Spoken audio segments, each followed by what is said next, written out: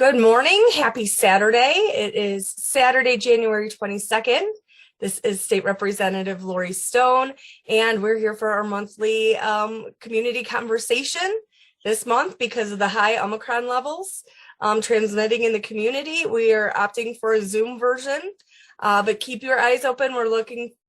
We've set some dates for in-person community conversations coming up. In February, we will be meeting at Burnett Branch Library 10 a.m. So I hope to see some of you in person. We will, for any reason. I know I'm just getting over COVID myself. It is out there in the community.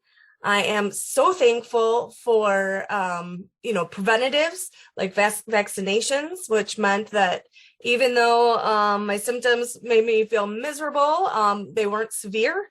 I never had to worry about hospital for those of us who get it and need to have treatments and options. And I'm very thankful for our medical personnel who have worked through this and coming on 2 years, are quite frankly exhausted by it, and it continues to come in waves. And so let's do what we can to lower the pressure on them and our hospital systems so that they're there for those who need them. So good morning to everyone, and I'm glad to be here. And I'm glad that we have virtual options, which kind of shines a light on one thing that's dysfunctional at the state level. So while the state of Michigan gave local bodies like county commissions, city councils, and school boards options to meet virtually during COVID, especially when transmission rates were high in the community and they felt it wasn't safe to meet in person, they had that option. But the state legislature never was put anything in place to be able to conduct business virtually in the case of high transmission rates. And the state business would temporarily have to be on hold. And that was the case last week, that while the state gavelled in and gavelled out, which technically counts for a day of business, we could not meet in person. There was high levels of transmission. There were many members and staff that tested positive and could not be there in person safely to conduct state business. So we worked remotely from home to serve constituents, but state business, most committee meetings were on hold for another week. And so I am hopeful that business resumes this week in Lansing, full committee business, session business. And I don't want to take for granted anyone's health, but we've got business that needs to be taken care of. And the new year has started. But we need to take that into consideration. What safety measures are in place for when the state legislature cannot meet in person? And it's kind of late when it's after the fact that, nothing's in place and we can't meet safely to conduct business to maybe change those. So we need to be thinking ahead to what can be done and under what conditions should the state legislature be able to conduct state business remotely. So think about that. I'd appreciate you weighing in. And it's a real issue, and this Omicron wave have really shined a light on it, where we have been in person for the last 2 years with our masks. We need to make sure that every contingent is planned for. So what do we got? We've got an upcoming town hall on small business. We've done a couple of these over the last couple years to really be in tune with what do our businesses need? What do our businesses need to survive, to innovate, to adapt? Small businesses in our community have stepped up opportunities for carryout options, and the state legislature has granted a high level of flexibility on how to conduct that business, giving them more options than ever before. But hearing from them firsthand what their needs are, we've also put into place grants to help them get by. We know that the PPP loans that went out to help cover the paychecks of employees, helped both individuals, employees, and businesses to stay afloat during the most difficult, challenging times of COVID. And so we continue to hear them out as it's an ever-changing landscape.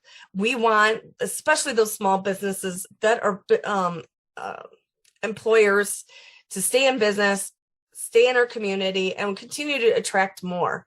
So I am looking forward to them. If you know someone who's in the area, who's a business owner, encourage them to keep their eyes open. We will be sending out emails. If you haven't already, check the email chat. My contact information in the office, as well as our website, is the opportunity to sign up for those communications. So we email out monthly newsletters with events that are going on, and in special events, make sure that anyone who's interested can be included. This week was Martin Luther King Jr. Day. On Monday, we recognized the accomplishments of Martin Luther King Jr. and what he contributed to American history. And we know that he is symbolic of a much larger movement, and a larger movement around racial equity, social equity, socioeconomic equity. And so these broad strokes we need to be considering every day. They impact our communities, and we need to recognize, celebrate, uphold, and see how we can continue Martin Luther King Jr.'s work in our community. I would like to do some celebrations. I always like to start out on the positive, good things that are happening. We in our office, my staff and my interns, did a lot of hard work on behalf of our community, the 28th House District. Anyone who is reaching out to voice their opinion, ask for help. We helped navigate unemployment, and in our mailing for the end of the year, we celebrated a lot of that data on how many households we were able to help, how many community conversations we had. And so I'm just so proud of the work we had and the stats that we achieved. And we just continue to look to meet those and exceed those in the coming year. I would also like to congratulate Terry Lynn Dennings, who is a distinguished Warren resident who was appointed by the governor to the 16th Circuit Court in Macomb County. She is the first African-American woman serving in this capacity. So proud of you, Terry, and keep up the good work. I'd like to congratulate the city of Centerline. They have been awarded a state grant of $400,000 to maintain and assess their drinking water quality infrastructure. And so that will go a long way to peace of mind, and also just maintaining that infrastructure that we depend on. And our government is there and responsible for providing. So bringing home tax dollars to improve local infrastructure is something that is very important, and it's an opportunity that I get to advocate on behalf of our community. I'm going to be dropping in the chat a infrastructure survey. So we know we've had record funding from federal government on infrastructure.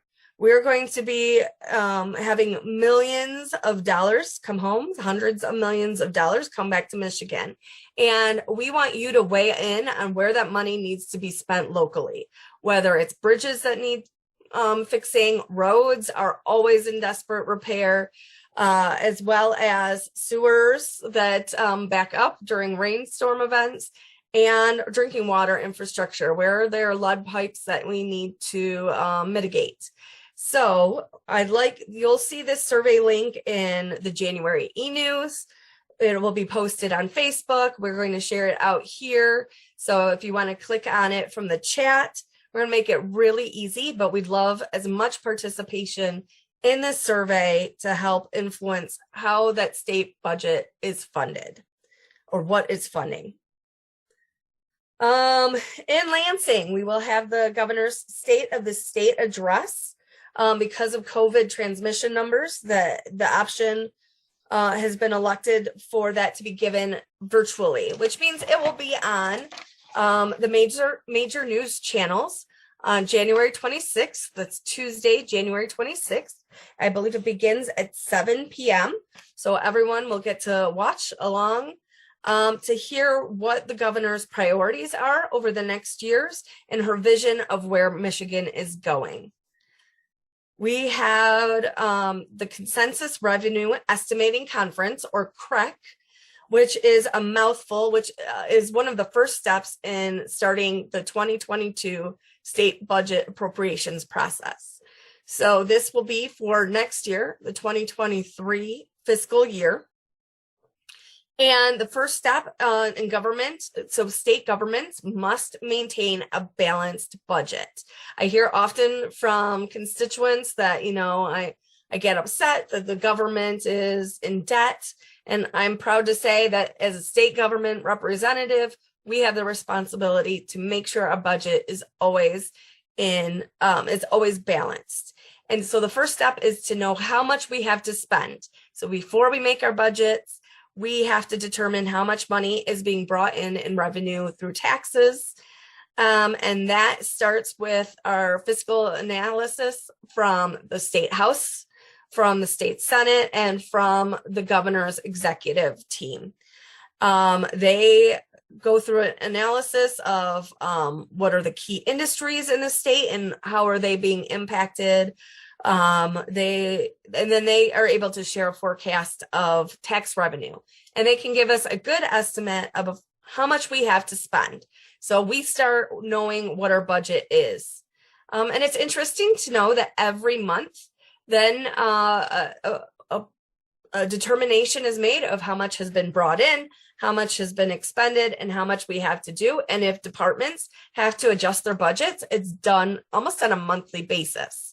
So that's just like you balance your checks and your budget and your bank account at the end of every month, the state government does too.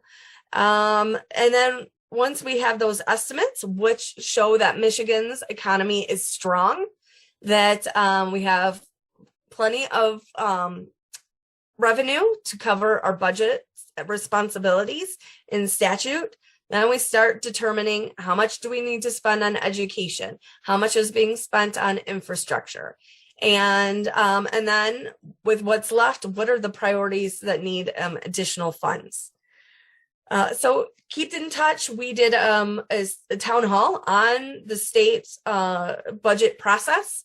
So from the beginning through the end, what that looks like. If that's something you would like to learn more about, feel free to drop in the comments and we could do something like that again. I always like input on what you want to learn about from the state level. Being a teacher, I can put together a lesson plan on that. But even bit by bit through community conversations and town halls, be able to update you with a firsthand look at where our state budget is and be able to answer questions about what you're hearing in the media. What else is going on? I am a big proponent of the trades.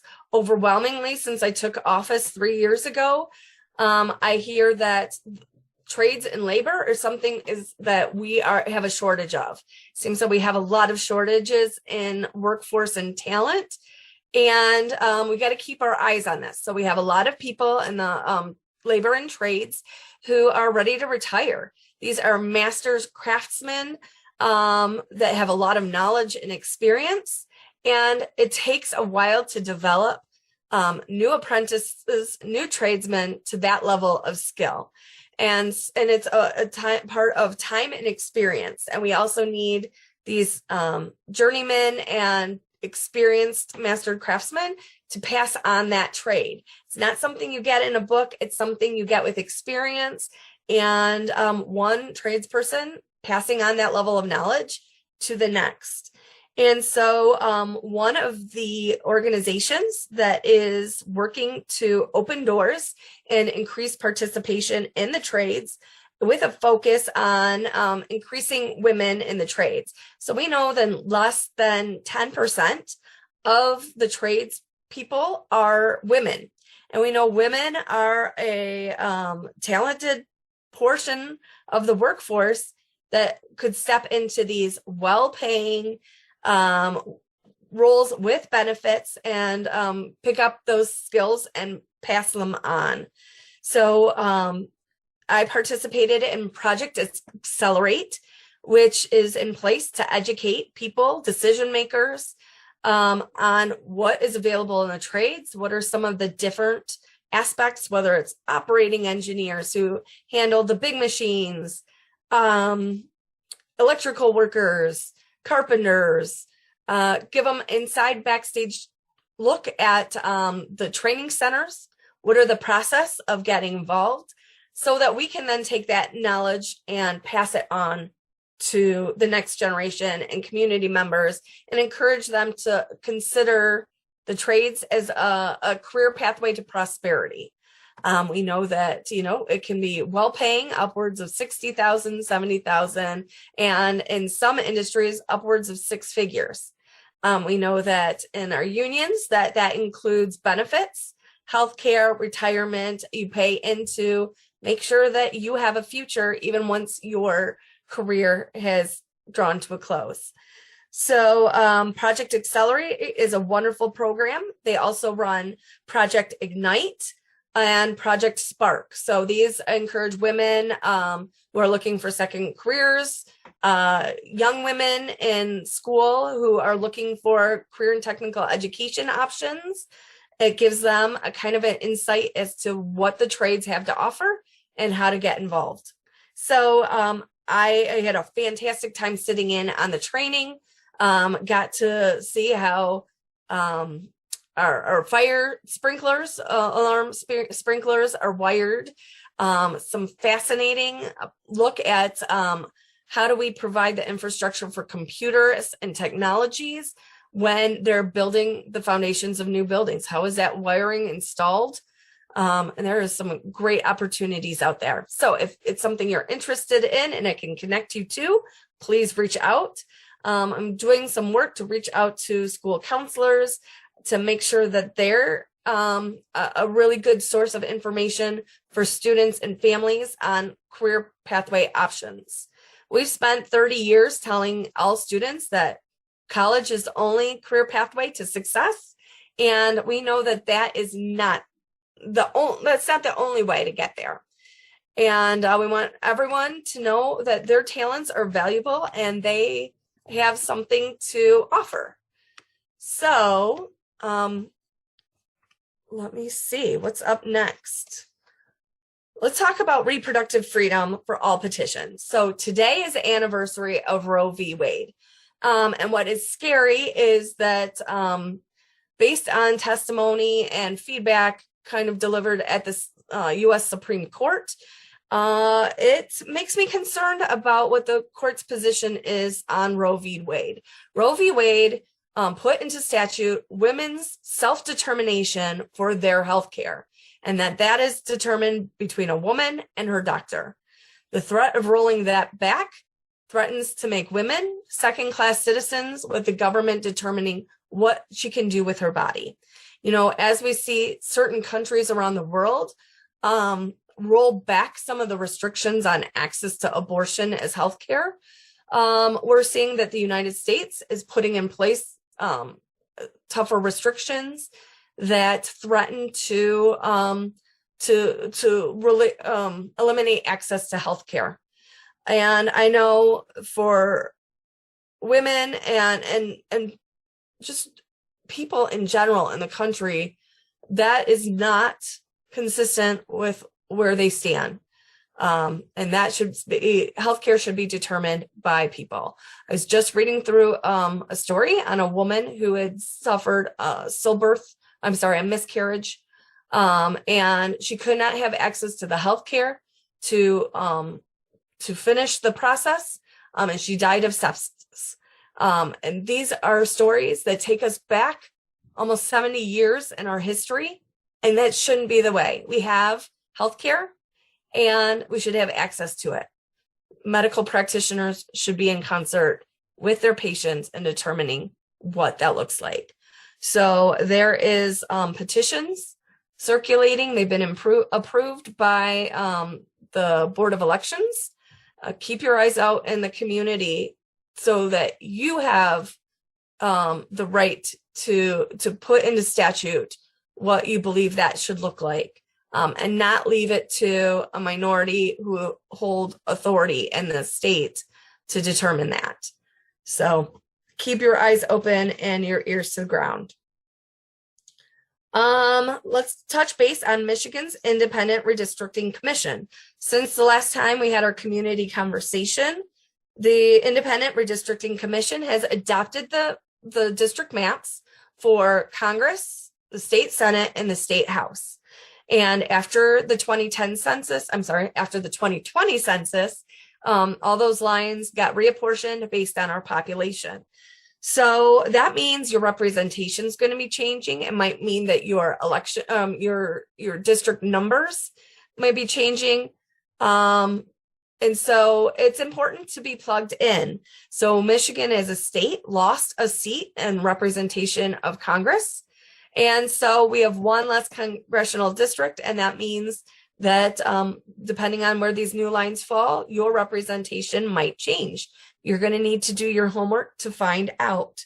Here in Warren, we have the new numbers will be the House 13th district, the House 14th district, and the House, I believe it's the 58th district. And so those lines look a little different, and that representation will look a little different coming out of 2022. So very important to get to know, look those up. There is some court challenges pending. Well, there's an argument that these lines are more partisanly fair than when a political party draws the lines in their own self-interest. This nonpartisan commission draws those without necessarily consideration of political power. There's also questions as to, are these racially representative? Is this going to mean that there's less representation in the state legislature than there is currently in the House, in the Senate, or even in Congress?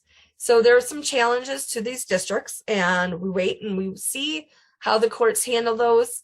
We expect that the state Supreme Court will expedite that in order to make sure these determinations are made before primary season and filing begins. But it is an issue of concern. Our representation should be reflective of our state. And so we do not want disenfranchised voters or community members to feel like their voice is not being represented in the state decision-making body. Let's see. FAFSA. So we're coming up. Tax season has started. People can begin filing their taxes for the 2021 year. And for high school seniors and those applying to colleges, this means that it's getting close to your deadline for FAFSA. I know Centerline Public Schools next Tuesday is doing a family night to help walk families through the FAFSA process. That's a free application for financial aid. And it means a combination of access to some grants, some low interest loans, and some balance that will help set off family income to allow a pathway for students to go to four-year universities and community colleges. So don't wait, and make sure you're looking for opportunities if you have not done so already to get that filed. Get that information so you can make those plans going forward. Constituent concerns and updates. What have we been hearing in the office? Well, we continue to hear about the pandemic unemployment assistance overpay problem.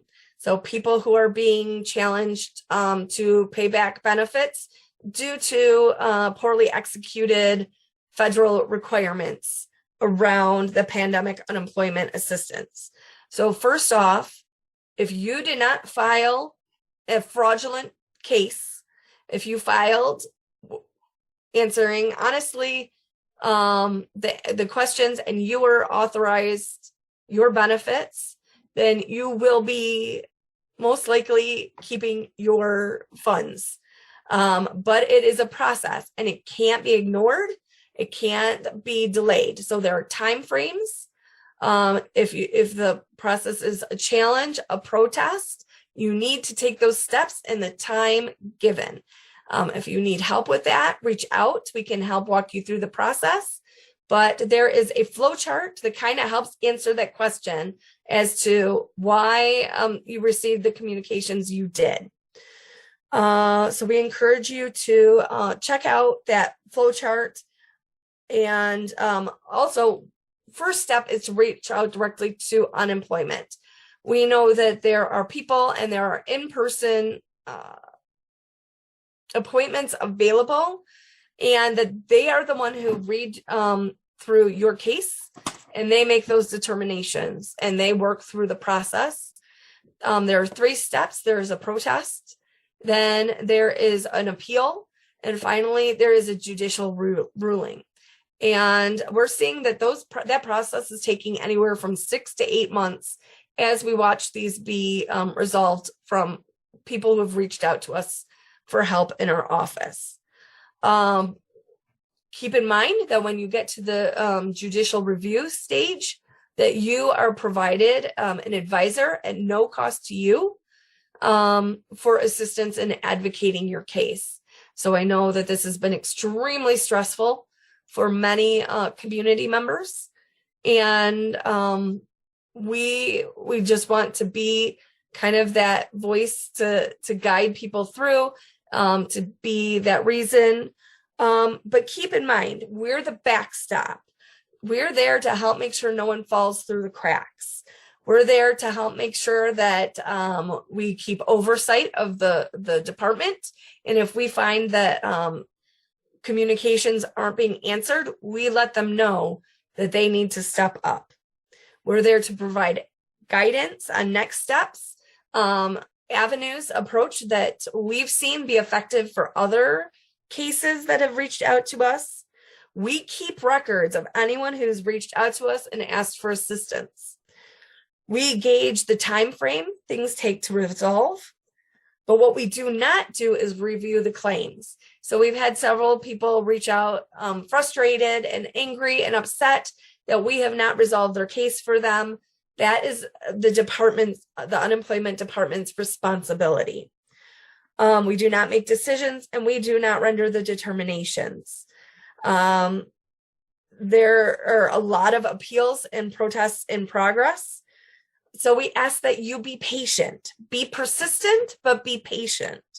Update our office as your claim is progressing so we can keep updating our records and keep them current. Once they're resolved, and we're so glad to have those resolved on your behalf, let us know so we can turn our focus to other cases that need to be addressed. Let's see. Today is the Warren City Cold Rush event that will be taking place from noon to 7 p.m. at City Hall. That is about 12 and a half and Van Dyke across from the GM Tech Center. There is ice skating available, activities, entertainment, food trucks, and more. So bundle up, pull out your long johns, and enjoy some outdoor fresh weather entertainment.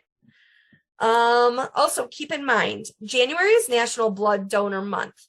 And while January is typically a lower blood donation month out of the year, and to put a focus on that, during COVID, blood collection is lower than ever. And so if you have the option of donating this month and into the future, please do that. We need blood collection for people going, for cancer patients undergoing treatments, for mothers undergoing childbirth and lose blood, surgical procedures, accidents, and traumas. So we need to make sure that our blood banks are stocked on a daily basis, regardless of what is going on in the world. And through the generosity of taking a little time and giving a little blood, you can help a lot of people. That contribution can be used in different ways, platelets and plasma, to help more than one person. January is also, pardon me, I could use a drink, Poverty and Homelessness Month. You know, as the weather gets colder, those people that are housing insecure, who don't have a shelter to go home to every night, who may be using community shelters, living out of their vehicles, or finding other ways to live, face exposure, cold, and the winter elements.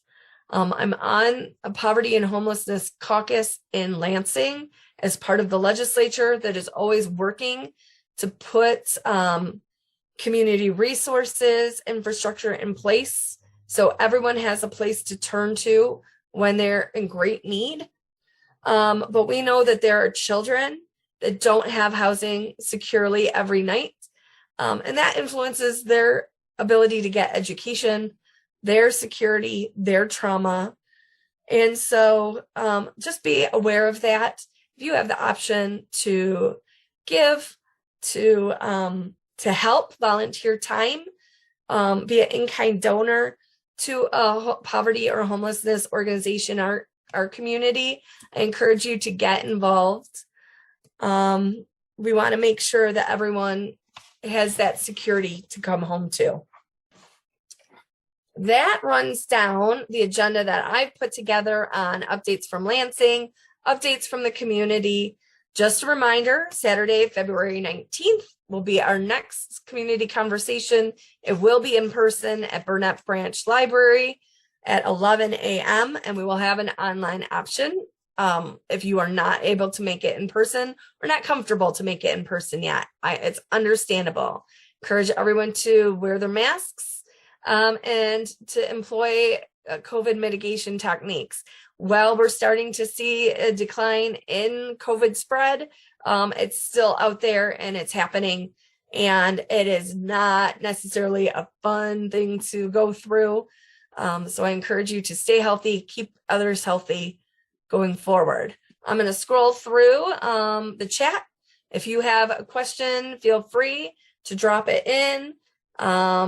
This is the opportunity for you to ask questions, share your thoughts, have a discussion around issues in the community that you want to hear from your representative. You're our bosses. We work for you. And so you have the right to transparency and accountability. If you see things that you don't know why they're happening or you're concerned with how they're happening, this is your chance to ask questions. So let's see. State legislature is a super spreader event. And sadly, while we've had limited transmission through the state legislature the last 2 years, and while many members have contracted it, and not all members observe mitigation measures, this is the first time through COVID that we've had a substantial amount of members and staff be impacted to the point where it wasn't safe to meet in person. So again, I hope that consideration is made for not only local bodies that are being required because the Open Meetings Act flexibility has exhausted, and we need to extend that so they can make those determinations for school boards, city councils, county commissions, those public bodies that have to meet and be accountable and make business decisions on behalf of the communities. We want to make sure that their members stay healthy, public participation can continue, and we have that flexibility, and we need that at the state level as well. Absolutely. Here's a comment on thank you for surveying constituents.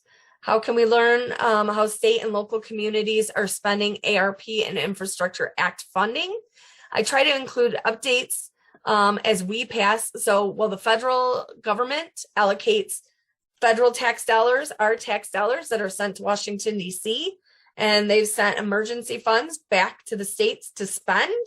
We've had hundreds of millions of dollars sitting in Washington, D.C. for over a year to spend on COVID mitigation, testing, vaccination, and that is not just now being drawn down. So as those budget supplementals, not the overall state budget process, but when we have additional funds to spend, we can pass budget bills.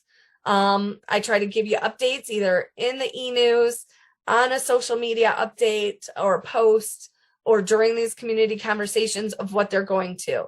So right now, the infrastructure funds have been allocated to help with bridges, help with roads, help get rid of some of the lead pipes and mitigate the lead in drinking water. So keep in touch and keep up with that, because it happens month to month, sometimes week to week, that changes, and we have those funds to spend. So it's important to know. People often are frustrated. We're getting to April 15th for tax season.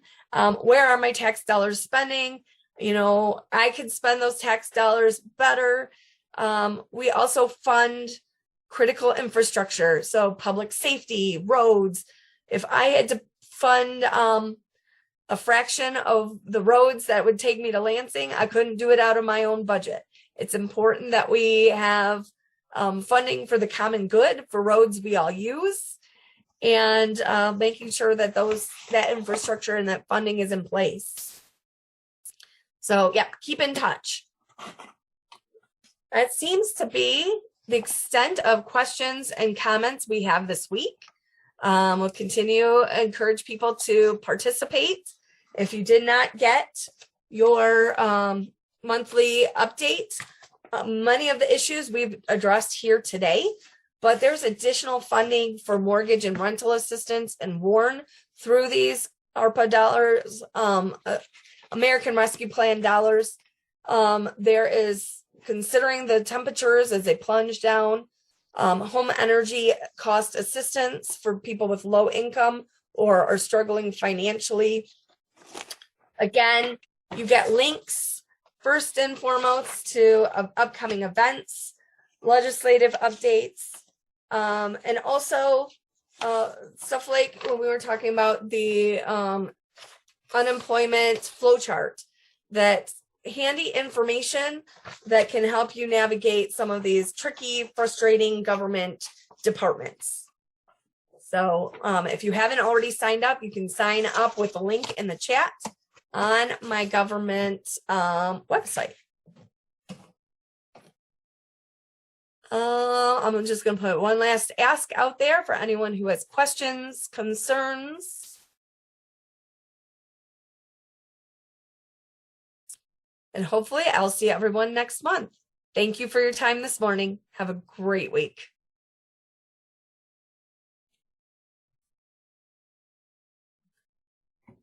All set? Thank you, guys.